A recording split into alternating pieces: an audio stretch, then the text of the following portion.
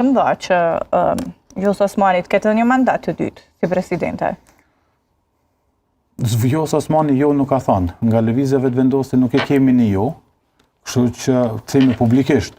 Të gjitha këto që i themi ne janë analiza politike ose analizat e cilat i kemi bërë gjatë kësaj periudhe. Andaj mund të themi që pa dal ato publikisht dhe ose me pranu ose me kundërshtu kandidimin e zonjës Osmani, mund të kemi mendësime të tilla dhe mund të kemi një farforme edhe hipotezat të tilla pra se çfarë mund të ndodhë. Por nisur nga gjithë... Kryeministri Kurti kishte thënë që vetë qëndron problemi veç tek kvorumi, jo tek çështja e votave të cilat e mundsojnë zgjedhjen e saj në rundin e tretë.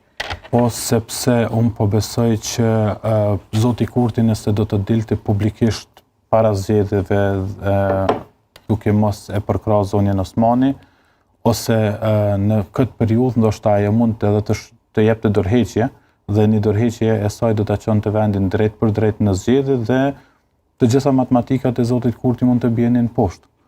Andaj, kështu që zoti Kurti e kemi thënë tash e sa herë, ka dalë që t'jetë një lojtar shumë i frikshëm politikisht dhe është shumë hapa përpara edhe zonjës Osmani, po edhe opozitës në tërësi.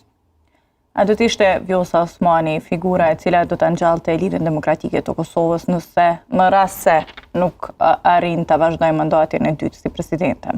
Nuk besoj, për shkak që largimi Vjosa Osmanit, jo vetëm largimi, mos të harrojmë që votimi i mosbesimit për qeverinë Kurti-Ne, i cili ndodhi në kohë pandemie, Vjosa Osmani edhe si antare e LDK-s në atë periudhë vazhdoi të qëndroj përkrah Albin Kurtit dhe nuk e dha votën për rrëzimin e qeverisë. Prej aty filloi edhe problematika e madhe e saj me LDK-n. Kjo e ka irrituar në farforme votuesin e LDK-s, nuk po flas për votuesin i cili ndryshon mendje sa herë të ndryshojnë skemat politike në Kosovë, po flas